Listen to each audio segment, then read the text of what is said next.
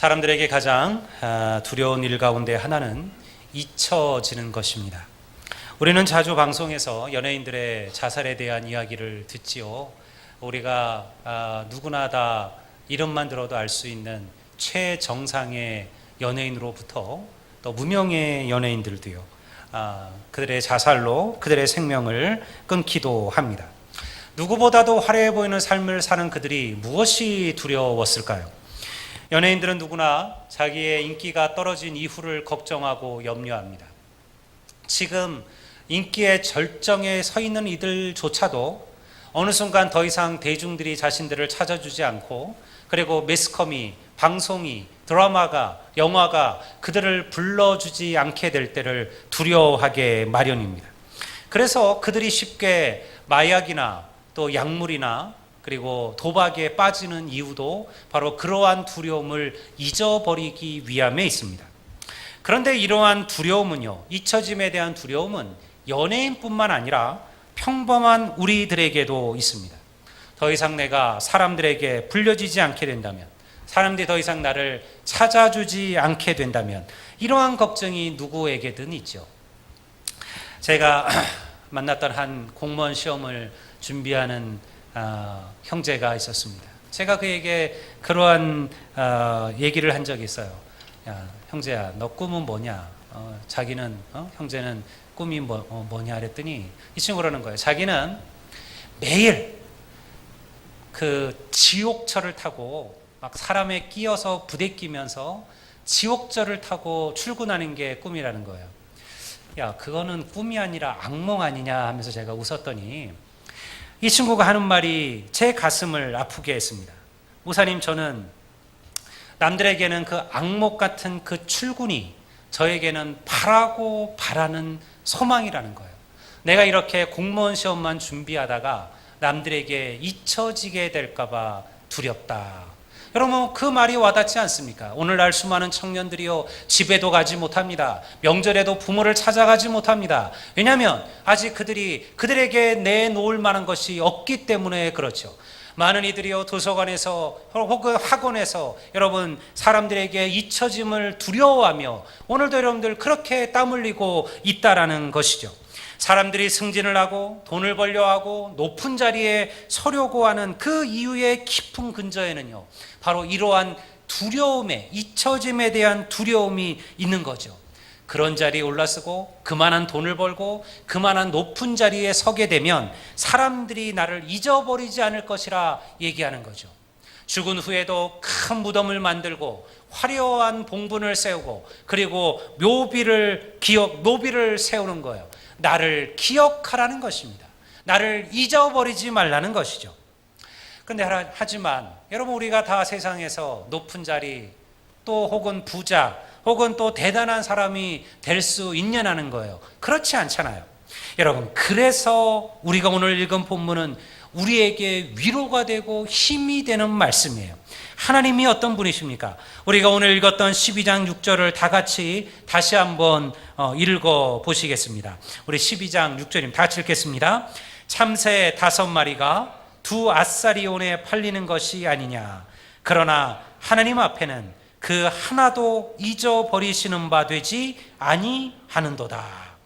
하나님이 어떤 분이시라는 거예요? 참새 하나도 잊지 않으신다는 겁니다. 여러분, 참새는 당시 이스라엘의 가장 흔한 새였습니다. 예수님이 계시던 당시에. 여러분, 우리나라도 제가 어렸을 때만 해도 참새가 가장 흔한 새였죠. 지금은 참새를 찾아보는 게 그렇게 쉽지가 않지만요. 얼마나 흔했냐면요, 당시 예수님 시대에도요, 한 마리씩은 팔지도 않았어요. 너무 싸고 너무 흔해서. 그래서 5마리씩 한 묶음에 팔리던 새가 참새였습니다. 유대인들은 그 참새를 가지고 여러분들 구워 먹거나 요리를 해서 그렇게 먹었습니다. 우리가 알고 있는 우리 토종 참새보다는 훨씬 더 좀 더 큰 통통한 그런 새였지요. 너무 값싸고 너무 흔해서 한 마리씩은 팔리지 않는 그 흔한 참새. 그런데 하나님께서는요, 그 참새 하나도 잊어버리지 아니하신다라는 겁니다. 여러분, 이 하나님이 얼마나 놀라우신 분이에요.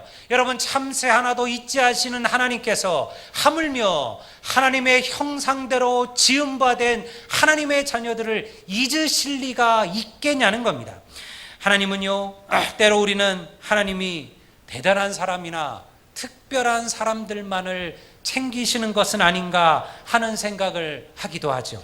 나같이 평범하고 별 것 없는 사람은 하나님도 잊어버리시고 계신 것은 아닌가 그렇게 생각하기도 합니다. 그렇지 않습니다. 참새 하나도 잊지 않으시는 하나님께서 어찌 우리를 잊으실 리가 있을까요? 여러분, 우리들을 위하여 하나님께서는 자기 아들 독생자 예수 그리스도를 주시지 않으셨습니까? 아들을 아까워하지 아니하시고 우리를 위하여 주셨다면 여러분, 우리는 그 아들보다 더 귀하잖아요. 여러분, 그런 우리들을 하나님께서 어찌 잊으시겠냐는 거예요. 여러분, 심지어 여러분 7절은 뭐라고 얘기합니까? 너희는 심지어 머리털 하나까지 세신 바 되었다. 하나님께서 우리의 손가락이 몇 개인지, 우리의 발가락이 몇 개인지, 우리의 눈이 몇 개인지, 우리의 눈이 얼마나 크고 얼마나 작은지, 혹은 우리의 코가 어떤지, 여러분 이것을 기억하는 것도 대단하죠. 그런데 하나님은요, 그 정도가 아니시라는 거예요. 너희의 머리털까지 세신 바 되었다는 겁니다. 자기의 머리털을 혹시 세보신 분이 계신가요? 기네스북에 올라가실 수 있습니다. 보통 얼마나 될 것 같아요? 인간의 보통 머리카락의 수가 12만 개 정도 된다고 합니다. 12만 개. 근데 머리털을 세는 게 어려운 이유는요, 차라리 머리털을 이렇게 쭉 옆으로 늘어놓으면 셀 수도 있어요. 시간 많이 걸리더라도. 근데 여러분들, 이 안에서 머리털을 세는 것은 불가능합니다. 하나 잡다 보면 옆에 거 하나 놓치기 때문에요. 그리고 여러분, 머리털을 세는 동안에요, 여러분들 수 없는 머리털이 빠지고 새로 나고 있어요. 그러니까 인간은 머리털을 세는 게 불가능해요. 특별한 몇몇 분 빼놓고요. 몇 가닥 남지 않으신 분들은 가능하지만, 여러분들 그런 얘기하는 게 보통 사람들의 머리를 얘기하는 거예요. 인간은요, 머리를 셀 수가 없습니다. 그런데 하나님은요, 여러분들 수없이 빠지고 수없이 새로 나는, 하루에도 100여 카락이 빠지고 하루에도 100여 카락이 새로 난다 그래요. 여러분, 그런 머리털 하나하나 세신 바 되었다는 거죠. 여러분, 그러니 보통 사람들에게 머리털 하나가 빠지고 머리털 하나가 새로 나는 것은요, 아무런 의미가 없어요. 그런데 하나님께서는 그 머리털 하나까지도 세시고 기억하시는 분이라는 거예요. 하나님께서 우리를 어떻게 생각하시는지를 우리들에게 보여주고 있는 겁니다. 사랑하는 성도 여러분, 하나님은 절대 우리를 잊지 아니하심을 믿으시기를 주의 이름으로 축원합니다. 우리가 어떠한 절망과 우리는 어떤 환경에 살아가도 마찬가지예요. 여러분, 하나님은 우리를 기억하고 계신다라는 거예요. 우리가 그것을 깨닫지 못할 따름이에요. 여러분, 제가 하나님께 기억된 한 사람 이야기를 여러분들에게 잠깐 해드리려고 합니다. 구약 성경에는 요셉이라는 인물이 등장합니다. 우리가 두 주를 거쳐서 지난주, 그 지난주 야곱에 대한 얘기를 들었는데요. 여러분, 요셉이 누굽니까? 그 야곱의 아들이죠. 몇 번째 아들입니까? 11번째 아들입니다. 12번째 아들은 누구예요? 베냐민이죠. 그리고 13번째 자녀는 그리고 바로 외동딸 디나입니다. 야곱은 11번째 아들이었습니다. 여러분, 그럼에도 불구하고 야곱이 가장 사랑하던 아들이었어요. 다른 자식들은요, 여러분들 목동의 옷을 입혀서 그리고 들에 내보내서 여러분을 유리하며 양을 치게 할 때, 아버지 야곱은 요셉에게는요, 채색 옷을 입혔어요. 다시 지금으로 말하면 명품을 사서 입히고요, 그리고 자기 품에 끼고 그 아들을 살았습니다. 하지만 아버지의 편에는요, 다른 배다른 형제들의 시기와 질투를 받게 만들었습니다. 결국 어떻게 되었습니까? 형제들에 의하여 요셉은요, 노예 상인에게 팔리게 됩니다. 그리고 애굽으로, 이집트로 끌려가게 돼서 거기서 보디발이라는 한 권력자의 여러분들 종으로 팔려가게 되었습니다. 아마도 형들도 요셉을 잊었을 겁니다. 아마 그렇게 슬퍼하던 야곱도요, 시간이 지나면서 요셉을 잊어버렸을 겁니다. 여러분, 애굽의 시대장이었던 보디발의 집에서 요셉은 최선을 다했습니다. 성실하게 일했습니다. 그래서 인정을 받았어요. 그래서 여러분, 새로운 길이 열리는 것처럼 보였어요. 하지만 젊고 건강하고 잘생겼던 청년 요셉을 보디발의 아내가 유혹을 하죠. 그러나 하나님 앞에 죄 지을 수 없다 여겼던 요셉이 여러분 그것을 거절하고요. 그리고 그녀의 모함을 받아 중재인들만이 들어가는 지하 감옥 속에 갇히게 되었습니다. 그곳은요, 한 번 들어가면 그냥 그대로 세상에서 잊혀져 버리는 그런 곳이었습니다.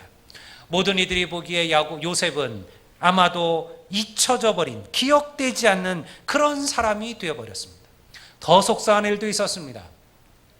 죄를 저질러서 여러분들 그 옥에 들어왔던 황제의 애굽의 황제의 최측근이 요셉의 도움을 받습니다. 요셉의 위로를 받습니다. 그리고 요셉의 꿈의 해몽으로 말미암아 여러분 그가 풀려나게 되는 것을 알게 됩니다. 여러분 그가 나가면서 무슨 얘기를 했을까요? 야, 걱정하지 마라. 내가 나가기만 하면 내가 너 하나 정도는 내가 풀어줄 수 있다. 조금만 기다려라. 내가 나가서 곧 사람을 보내서 내가 너의 억울함을 해결해 줄 것이다. 여러분 수없이 그렇게 얘기하지 않았을까요? 아마도 요셉도 기다리고 기대했을 거예요. 그런데 여러분 창세기 40장 23절을 보면 이렇게 기록하고 있어요. 술 맡은 관원장이 요셉을 기억하지 못하고 그를 잊었더라. 술 맡은 관원장이 요셉을 기억하지 못하고 그를 잊었다. 세상이 다 요셉을 잊어버렸습니다. 그를 가둔 이들도, 그를 애굽의 노예상에 팔아먹었던 형제들도요, 그의 아버지도, 그리고 여러분 그를 위하여 탄원해 주겠다 약속했던 그 황제의 관원까지도 그렇게 요셉을 잊어버렸어요. 요셉의 마음은 어땠을까요? 그 젊은 요셉이 얼마나 절망했을까요? 그는 두려웠을 겁니다. 정말로 내가 이렇게 잊혀지겠구나. 아무도 나를 기억하지 못하고 이 낯선 땅, 낯선 곳, 낯선 나라, 그리고 이 지하 감옥에서 내가 죽게 되겠구나. 그렇게 요셉도 생각하지 않았을까요? 그런데 여러분, 모두가 요셉을 잊고 있었던 그때 한 분만은 요셉을 기억하고 계신 줄로 믿습니다. 그게 누구예요? 하나님이셨어요. 창세기 39장을 보면요, 창세기 39장은 모함을 당하고 그리고 옥에 갇힌 요셉의 이야기가 등장하는 장이에요. 그 39장 한 장 속에 동일한 문장 4번이 반복돼요. 그건 바로 이렇게 돼 있는 거예요. 여호와께서 요셉과 함께 하심이라. 이 구절이 그 39장 안에 4번이나 반복되고 있어요. 모든 사람들이 다 요셉을 잊었지만 하나님은 요셉을 잊지 아니하셨다는 거죠. 여러분, 때로 우리는 하나님이 우리를 잊고 계신 것처럼 느껴질 때가 있어요. 내 기도와 내 간구에 응답하지 않는 것처럼 느껴지기도 합니다. 그래서 성도들은 낙심하고 절망합니다. 그런데 하나님은요, 잊으신 게 아니에요. 기다리고 계셨어요. 요셉을 가장 극적인 순간에 하나님의 뜻대로 가장 위대한 꿈과 비전을 이룰 때까지 하나님은 요셉을 준비시키고 계신 거죠. 요셉이 채색 옷을 입고는 여러분 하나님의 나라의 위대한 인물로 쓸 수 없어요. 여러분 그의 채색 옷을 벗기고 여러분 그에게 노예 옷을 입히셔서 가장 바닥 낮은 자리까지 내려가게 하셨어요. 그래서 여러분들 위대한 일을 준비할 수 있는 사람으로 쓰실 수 있도록 준비하셨죠. 그리고 때가 되자 하나님께서는 요셉을 지하 감옥에서 끌어올리셔서 그리고 이스라엘 역사의 위대한 하나님의 영웅으로 세우셨다는 것입니다. 사랑하는 성도 여러분, 이와 같이 하나님은 절대 하나님의 자녀들을 잊어버리시는 법이 없음을 여러분 믿으시기를 주의 이름으로 축원합니다. 참새 하나도 잊지 않으시는 하나님께서, 우리의 머리털까지 세심바 되신 하나님께서 우리를 기억하고 계시다라는 거예요. 여러분, 이것만큼 놀라운 약속과 축복의 말씀이 어디에 있을까요? 이제 너무 나이 들어 계단을 내려가는 것도 버거워서 우리 벽을 짓고 그리고 여러분들 조심조심 내려갈 수밖에 없는 여러분 그러한 나이든 그런 나를 하나님께서는 기억하고 계실까? 너무 가진 것이 없어서 하나님께 드리고 싶어도 1,000원 한 장 드리는 거 쉽지 않은 이런 가난한 나를 하나님은 기억하실까? 여러분 믿음으로 헌신하고 살고 싶지만 육신의 연약함으로, 여러분 육신의 죄악됨으로 매일같이 실패하고 낙심하는 이런 나를 하나님은 기억하실까? 하나님은 기억하신다는 겁니다. 그런 이들을 절대 하나님은 버려놓지 않습니다. 하나님이 누구십니까? 하나님은 고아와 과부와 나그네의 하나님이라 성경은 기록하고 있어요. 하나님은 약한 자를 들어서 강한 자를 부끄럽게 하시고요.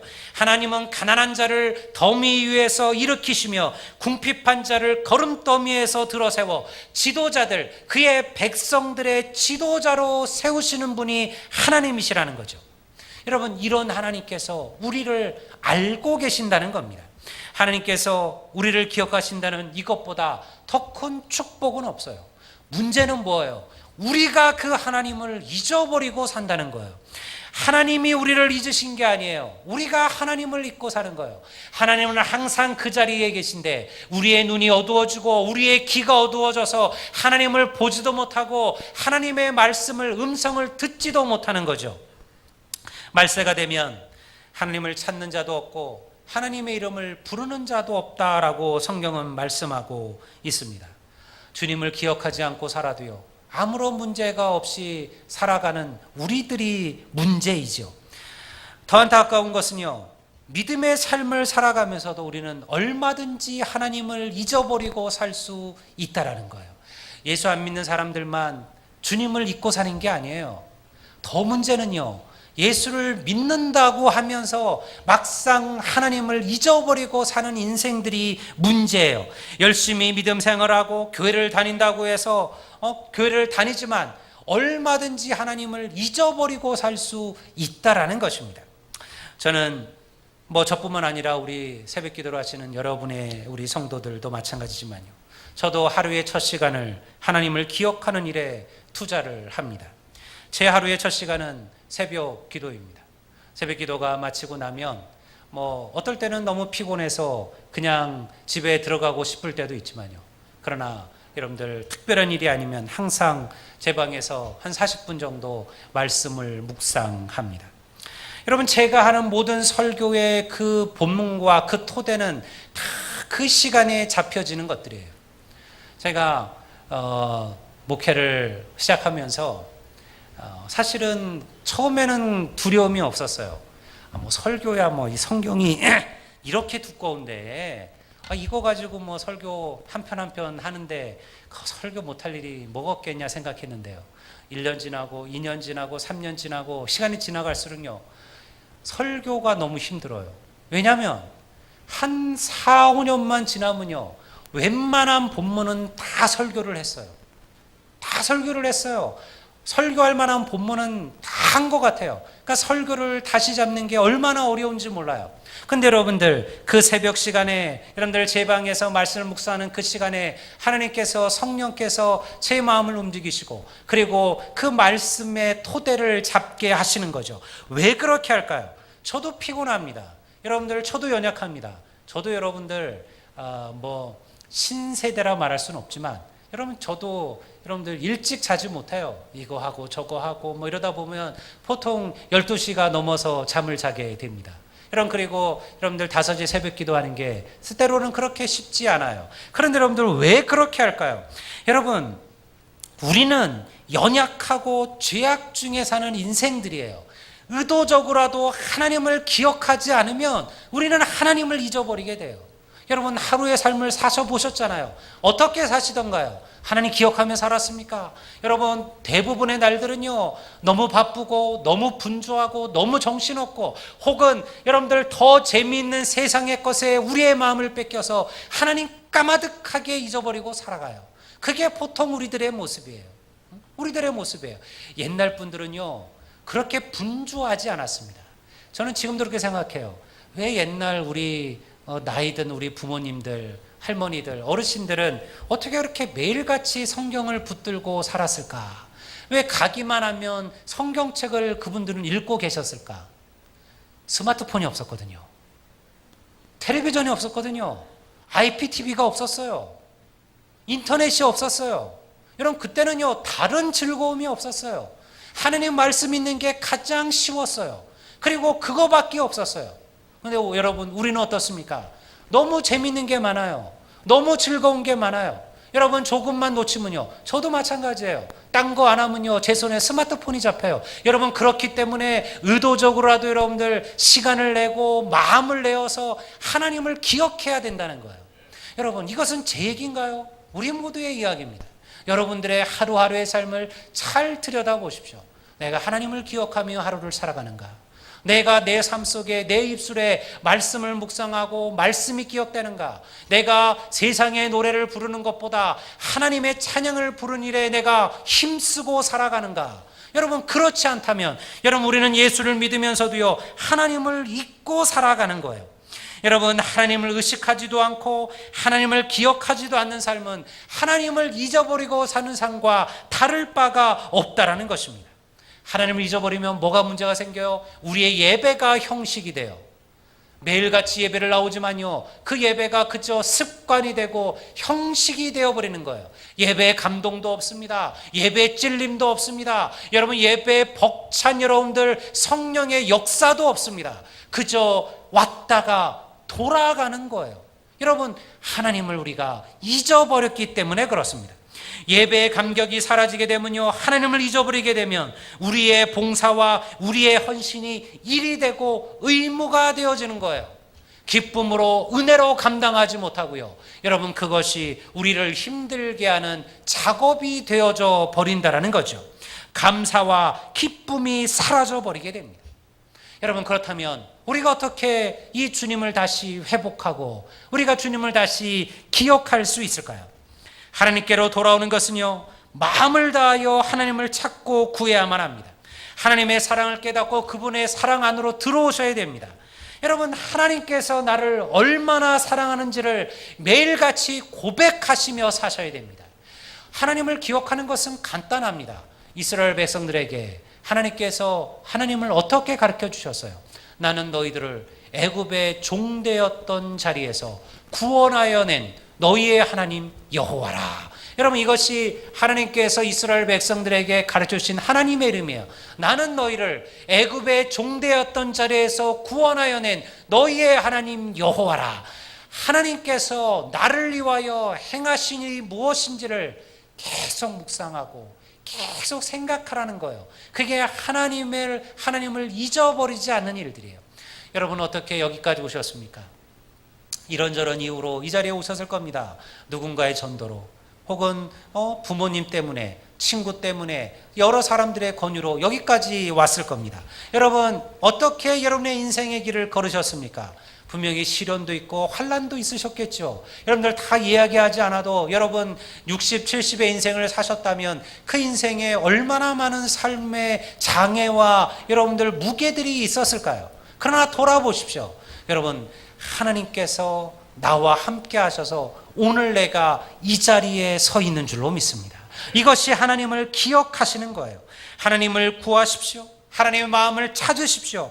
여러분, 하나님의 사랑을 깊이 깨닫게 달라고 끊임없이 기도하십시오. 그리고 감사를 회복하십시오. 하나님께 참된 예배를 드리고 예배자의 삶을 살아가십시오. 여러분, 오늘 우리가 예배가 이제 1시 반으로 땡겨지게 되는데요, 물론 목사의 마음이야 우리 모든 성도들이 모든 예배와 모든 기도의 자리에 다 같이 함께 하기를 바라죠. 누가 저에게 그러한 카톡으로 글귀 하나를 보냈어요. 목사의 목은 항상 길어져 있다라는 거예요. 목사는 목이 길어질 수밖에 없다. 왜냐하면 여러분들 오지 않는 성도 하나하나가 언제 오는지를 기다리면서 목사의 목은 길어질 수밖에 없다라는 거예요. 저는 그 말이 공감이 가요. 여러분들 한 분이 빠질 때마다 여러분들 수없이 한 주간 또 생각하고 고민하고 기도하게 됩니다. 그러나 여러분, 다른 것은 두 번째 치더라도요, 여러분, 성도에게 예배는 중심입니다. 예배의 회복이 없이, 예배의 은혜가 없이 여러분, 하나님을 우리가 기억할 수는 없습니다. 우리는 예배에 사모하셔야 돼요. 예배에 목숨을 걸란 얘기를 하잖아요. 왜 그렇습니까? 이게 뭘 대단한 일에 목숨을 걸어야 되나요?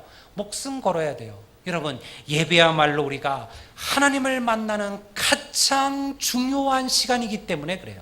그러니 여러분, 주일날 바쁘시지요?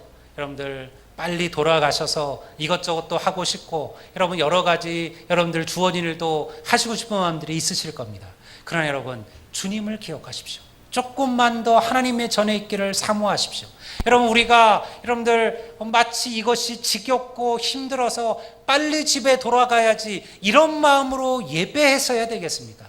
조금이라도 주님의 전에 남아있고 싶고, 조금이라도 주님 앞에 무릎 꿇고 싶고, 조금이라도 주님 앞에 기도하고 싶고, 조금이라도 주님께 찬양하고 싶고, 우리가 이런 마음으로 하나님의 전에 참여해야 되지 않겠습니까? 여러분, 그것이 부흥 아니겠습니까?